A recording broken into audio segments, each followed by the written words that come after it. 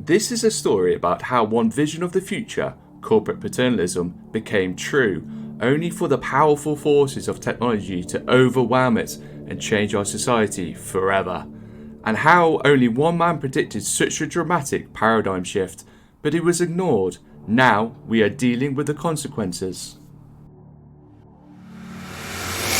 The transformation of a water-ringed wasteland into a cathedral of modern capitalism proved the futurists of the past wrong. More than 120,000 people would eventually work at Canary Wharf every day. The East London site started off life as a crucial trading link between Britain and its colonial possessions in the Caribbean. Larger iron ships meant bigger ports were needed, the empire lapsed, and the bombing of the West Indian docks during the Second World War dealt a near fatal blow to the area. The invention of the shipping container in the 1950s effectively finished the West India docks off, with a final closure in 1980. A slow death was followed by a dramatic rebirth. The radical Margaret Thatcher swept into power in 1979. She promised to put Britain's troubled decade behind it and harness a new age of prosperity through militarism and privatisation. The old guard, including traditional Tories, were vanquished, and the UK's post-war consensus would be uprooted. Thatcher's first Conservative government saw the Docklands as a place where they could show off the effectiveness of this new form of politics. The London Docklands Development Corporation was formed in 1981. The nearby Isle of Dogs was granted Enterprise Zone status in 1982, and local authorities, as well as voters and residents, were given very little say on the future of the site. Through tax breaks and other commercial incentives, Thatcher's administration helped will Canary Wharf into existence. The aptly named Olympia in York, the company behind New York's World Financial Centre, was drafted in. The outfit signed a master builder agreement in 1987 and began the construction of Britain's then largest skyscraper, One Canada Square, in 1988. The vision for Canary Wharf was to create an advanced business district which would help put the UK on the map as Europe's leading financial hub, a beacon of Thatcherism shining across the continent in many ways. The dream started to become a reality when One Canada was topped out with an iconic pyramid roof in November 1990. There should have been champagne flowing in number 10, instead the hallways ran red. The Tories had enacted one of their most infamous episodes of political bloodletting. Thatcher was forced out. Undefeated at the polls, the Iron Lady was toppled by an internal down coup. the street for the last time after 11 and a half wonderful years.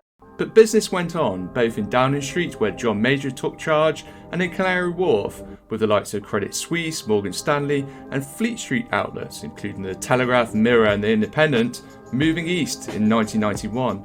The Conservative axemen were arguably proved right when mild-mannered, honest John won a surprise majority at the 1992 general election held in April.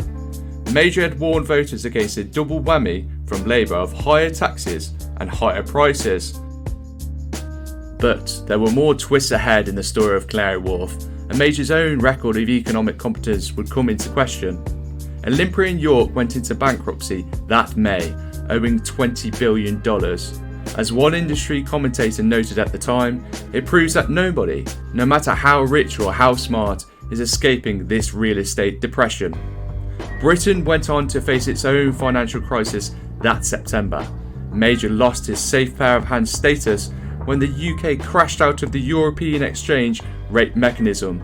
The fateful events occurred on 16th of September, forever after known as Black Wednesday. Today has been an extremely difficult and turbulent day. The Conservatives' reputation for economic competence was shot, helping Tony Blair's New Labour secure a landslide victory at the 1997 general election. The age of cool Britannia was ushered in, with the then Prime Minister hosting his French counterpart, Jacques Chirac, in One Canada Square in November. The pair were surrounded by carefully selected furniture, paintings and floral arrangements, all chosen to give a sense of modernity around the new guard of British politics. Millions would eventually follow in Blair's and Chirac's footsteps, as more steel and glass pierced the sky in East London and corporate paternalism flourished. Your gym, your doctor, your tailor, your chef were all found in one place, the workplace. Why bother venturing anywhere else? Once a wilderness, Canary Wharf had become synonymous with certainty, professionalism and prosperity, but then another twist to the tale. Suddenly, the futurists of the past, some 4 decades later, began to be proven right, as workers were forced to ditch the office for what one man and his wife described as the electronic cottage. Forgotten today, that man was Alvin Toffler, a journalist turned businessman who once toured the world and was the talk of the middle-class dinner parties throughout the 1970s and early 1980s. That's thanks to his 2 most influential books, Future Shock and The Third Wave. The latter title, co-written with his wife Heidi, broke human civilization down into 3 broad eras: the agrarian age, the industrial age, and the post-industrial or information age.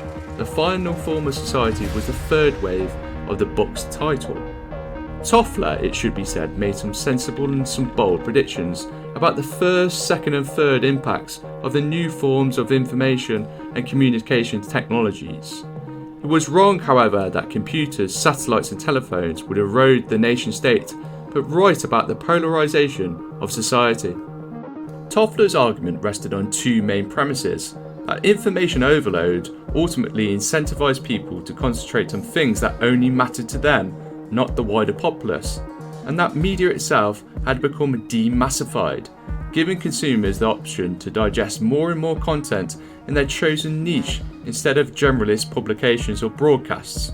The end result would be that society's shared reality would therefore be replaced by a personal one. The demassification of the media demassifies our minds as well, Toffler put it. Societal consensus is therefore shattered. The prediction obviously predates the rise of social media, but does reflect on how people can become increasingly dogmatic through their content consumption, chosen through algorithms or not, and form subgroups which are intrinsically suspicious of other collectives. Toffler hit the nail on its head when he outlined his vision for what he called a home-centred society. At the heart of this hypothetical system is a partial return to the old agrarian society, but this time with robots and knowledge workers. The tech-savvy employees would be able to be based at their electronic cottages thanks to computers and other modern information technology. In turn, commuting would die down and civil society would flourish thanks to the workers' persistent presence and long-term stakes in their surroundings. Since employees would own their means of production, the terminals, they could also become entrepreneurs on the side. Toffler's own prediction of the freelance or gig economy. Thanks to these circumstances, the soul-crushing rat race would subsequently become a thing of the past, and offices would increasingly become decentralised. But the reality of Toffler's world has only become half true. It is perhaps best exemplified by re-picking up the tale of Canary Wharf, which itself presented its own very different vision of the future in the 1980s. Amid the popularisation of hybrid working, with commuting rates down as high as 17% on Mondays and Fridays in central London, one of the world's largest banks has declared that it will decamp from Canary Wharf. HSBC will head back to the City of London in 2027. Its new base is near Fleet Street no less. Leading law firm Clifford Chance is also making a similar move back to the city. It isn't just a London phenomenon. The rest of the UK is commuting much less too, and office space has shrunk by millions of square feet. Rail journeys have peaked at 80% of their pre-2020 rates. The Office for National Statistics reported in February that almost a third of the national workforce had a hybrid pattern. At an international level, even Uber, once a disruptor of traditional taxicabs, is transforming itself to meet new commuting demands by working with the likes of Nissan in Egypt, Toyota in Brazil, and Tata in India to provide private buses. People still want to commute, but they want to do less of it and more comfortably. There are also things that you cannot learn or communicate cooped up in the electronic cottage. This is especially true of new entrants to the workforce. Every virtual call becomes a formality, while the chance to overhear or overlook a more senior colleague as they successfully complete a task becomes obsolete. Though some have branded it as a clash of generations, with Gen Z, Millennials and Gen X employees now working together, each demographic has the opportunity to learn from one another, so long as they are present at the same place at the same time. Likewise, face-to-face meetings have arguably become more important since a higher value is associated to them than ever before. Effective networking and general business relations, therefore, can't solely be achieved over the screen. Toffler's other contention, that there will be a shortened work week as a result of the home-centred society, has also proven to be dubious. The increasingly popular experiment of a 4-day work week may have proven successful for some companies, but without a government mandate or a French-style banning of sending emails to colleagues after 6 p.m, it would never successfully take off. This is especially true in service-driven industries. But Toffler was right on the rise of individualism.